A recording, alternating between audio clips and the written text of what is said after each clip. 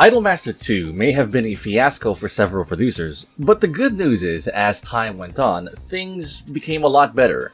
Idolmaster's true anime showed how loosely based on Idolmaster 2, but confusingly named only Idolmaster, was received really well. Maybe more than we would have really known.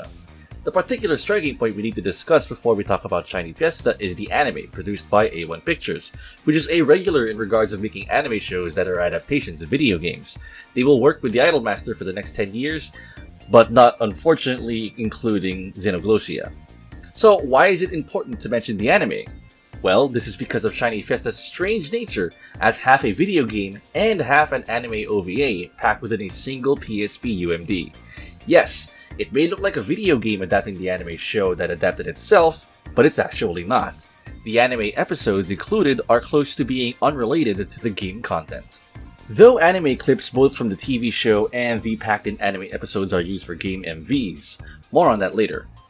Idolmaster Shiny Festa was released for PSP on October 25, 2012. It was released in 3 different versions similar to Idolmaster SP. Honey Sound, which consists of Haruka, Chihaya, Azusa, and Ritsuko, where she's back performing as an idol in the game and the anime episode despite she's still wearing her producer getup.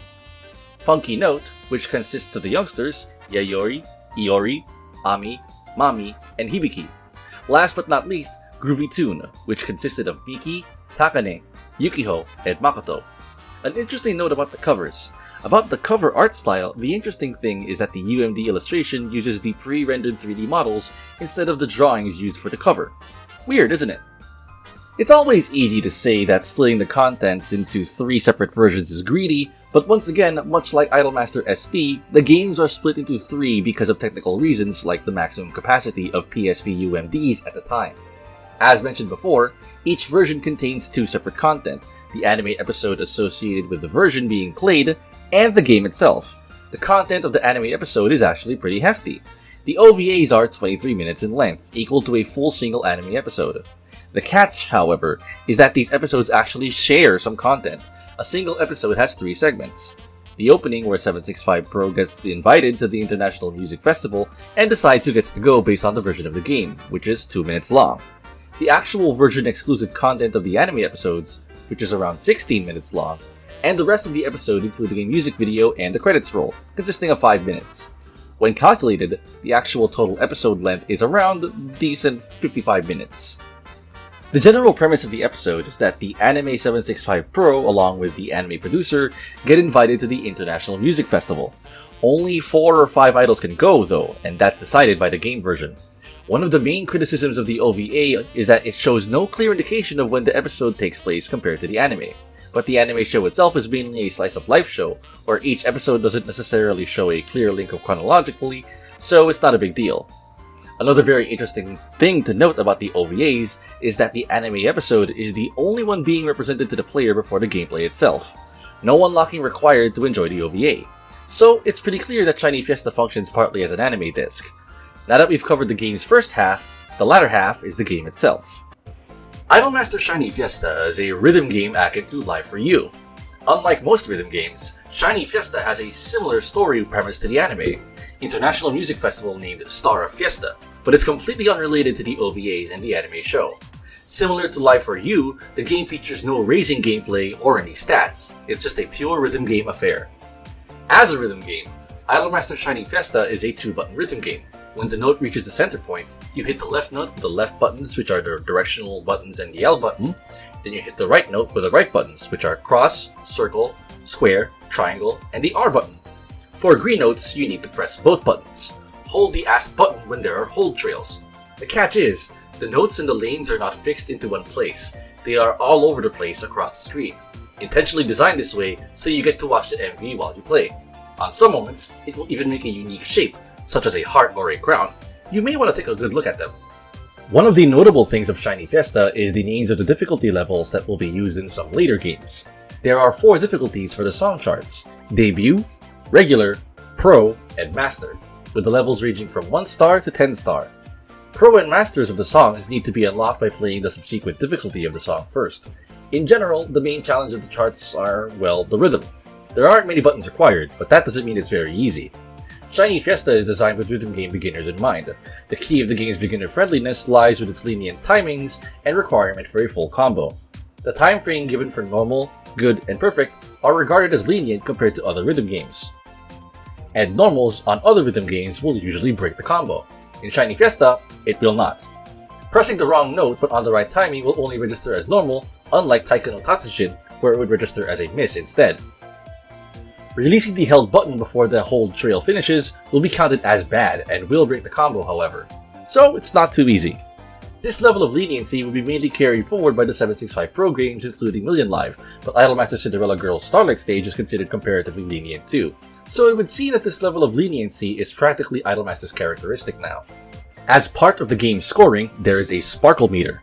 It will raise as long as you don't get bad notes. The meter will diminish once you get a bad note. When it's full, one of the notes will turn into a shooting star note and you will be in Shining Burst mode. This mode will not end until you decrease the sparkle meter to 0. And in this mode, the meter won't increase anymore, so keep your groove to keep your score high.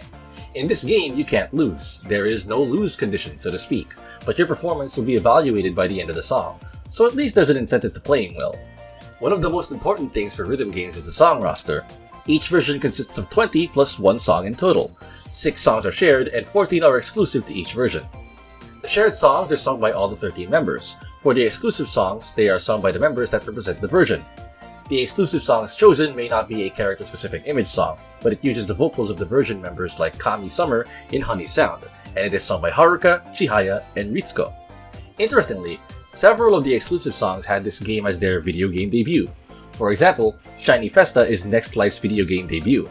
It's a treat to play the songs that have never appeared in any game before. For the game's MVs, Shiny Festa opted to use FMVs or pre-rendered videos. This is not only to utilize the anime clips as the MVs, but this allows the game to use the PS3 rendered graphics for the game without giving too much strain to the PSP. In exchange of this though, rearranging the MVs like Who Dances and Sings is impossible. Well, FMVs already take a lot of data, so preparing different MVs for different combinations is not wise. And actually, one song consists of 2 MVs, normal and special. While mid-gameplay, the MV will change into the special MV when you're in Shining Burst mode. That means by default, each version contains 40 MVs. For a rhythm game, 40 MVs is quite a number. The feature where the MV change mid-gameplay depending on your performance they treat as 2. Regarding the 3D MVs, since they are pre-rendered FMVs, the game takes advantage of it and makes the 3D MVs to be presented more like music PVs than live performances, something Idolmaster barely does before this title. The aspect of the MV direction does not carry over until Starlight Stage, which had differentiated itself with music PV style MVs instead of a live performance. And this is the first title where we get to see all the 13 idols perform together at the same time. Not rendered in real time, but this can count. That's all about the rhythm gameplay itself. After each play though, you may get a commune which none of them have any moments of choice or touch. They're enjoyable, unvoiced small skits that don't take too long to read. This is the last game to do this, so if you find this annoying, rest assured it will not be brought back in any future games. The cutscenes are presented with static pre-rendered portraits of the models from Idolmaster 2. Certainly the PSP can't handle the PS3 models, so this is to be expected. Though compared to Dearly Stars, one can see that static portraits are pretty lazy. Now for the main treat, the story mode. Star of Festa is where the main story content lies, and it's fully voiced. The goal is to get 100,000 votes within 5 days, which, interestingly, makes this a deadline game for Idolmaster, at least on this mode. On one day, you have to play 3 songs where you can either randomize or choose a specific one and assign an idol that you have filled with memories to enable memory boosts that will appear on some notes when you're in Shining Burst mode. This is important to get more votes. Memories can be filled by playing songs on stage mode and, curiously enough, simply watching the MVs even locked in theater mode. So in practice, you're allowed to let the game play by itself and fill the memories. A weird and interesting feature that predates Auto Live for the smartphone games. Within that one day, you can choose to fight a rival on the 3rd song. The rivals can be from 765 Pro, 876 Pro, 961 Pro, and Cinderella Girls, which makes this game the Cinderella Girls console game debut. There is not much strategy involved, just perform well enough and you have to have enough score to beat your rivals. Not breaking your combo is key, otherwise it would be difficult to catch up to the score. When you win, the votes acquired will be increased and you can get the rival's name card, otherwise the votes will be reduced. Also, the more name cards you have, the more votes that will be increased for each day of the Star of Fiesta. As far as you see the MVs, the anime footage and the cards, it does feel weird to see the contrast of the style used for the game cover and anime compared to the 3D model style, isn't it? The console series is still in process of transitioning to the anime style, but it still took a while.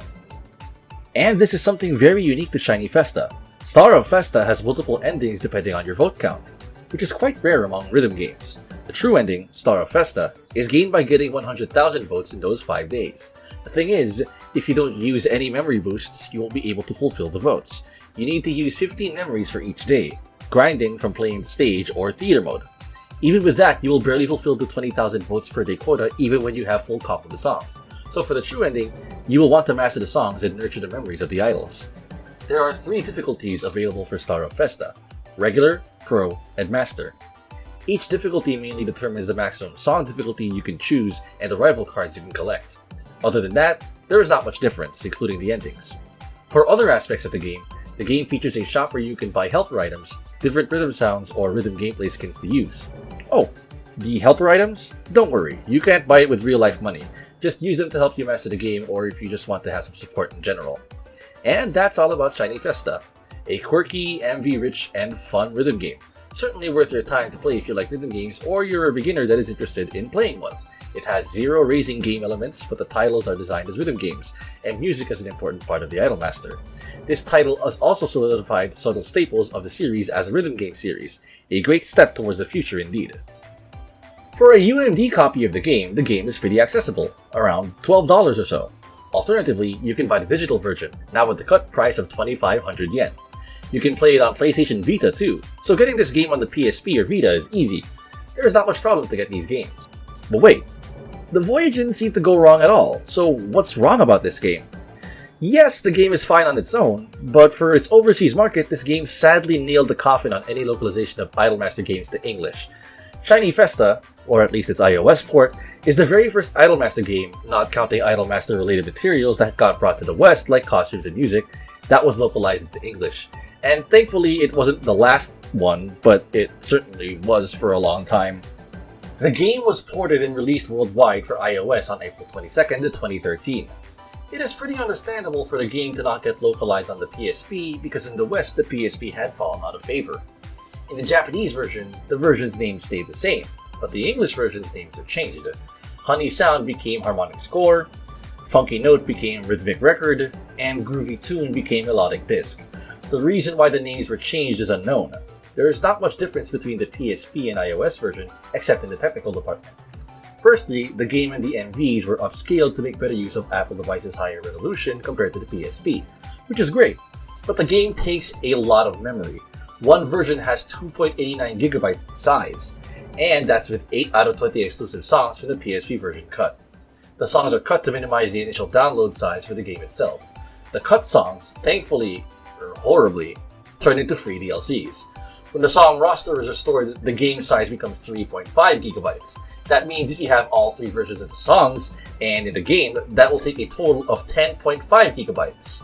Quite heavy for a smartphone game.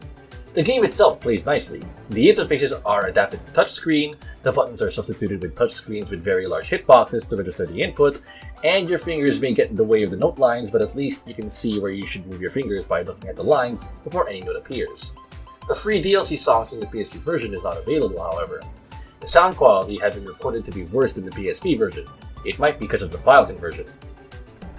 One of the significant changes of the game content is that the MVs that uses swimsuits. The swimsuits were removed and got replaced with another costume to comply with App Store regulations. The game is, thankfully, not dubbed into English. The Japanese voices are intact, including for the anime episodes. The subs for the songs and MVs are left untouched, though. Interestingly, the subs are written with iOS's system text instead of a hard sub. So because of that, some texts get written as emoji instead of the usual Japanese character. For example, Lovely's heart characters. But this game was notorious for its exorbitant price tag for its time. $55 per version, or around 4,800 yen. While it doesn't seem to be too far from the original price of the PSP version, it was cheaper in the App Store in fact. But it still is real with 0.99 cents free games. The environment wasn't healthy anymore for full-price games. This made the name Idolmaster notorious as a money cash grab and convinced the US branch of Bandai Namco to not localize any more Idolmaster games. This particular voyage went horribly. In defense of the game's price, it's still a considerable deal. An anime Blu-ray that consists of 3 episodes can be as expensive as $78. So with that calculation, one anime episode is around $26. Shiny Festa is half video game and half one episode anime OVA, so the asking price is still comparable for the contents the version has to offer. The game got the price cut to $27, but the damage had been done. To cut off the App Store fee to host the games on the store, the Shiny Festa games got removed from Bandai Namco's App Store page on March 15, 2016. Before it got removed, the games got price cut into $3 each to give people the final chance to get the game on iOS. Now the games are impossible to be accessed for iOS unless you've purchased them before. Even then, there are some technical problems. Because the game got removed from the store, the DLC songs became inaccessible as well. If the DLCs haven't been downloaded, the DLC songs are lost forever. So if you have the DLCs deleted for whatever reason, you're stuck with only 12 songs available. If you still have the DLCs, please be careful not to delete them. It's sad to see that games become inaccessible anymore, especially the game that is very important in terms of series localization. Not a smooth sailing at all, huh? And we have arrived to the end of the video. Thank you very much for watching it. We are sorry for the delay of this project, and we also have to announce that there will be a delay in podcasts because all of our guests are very busy.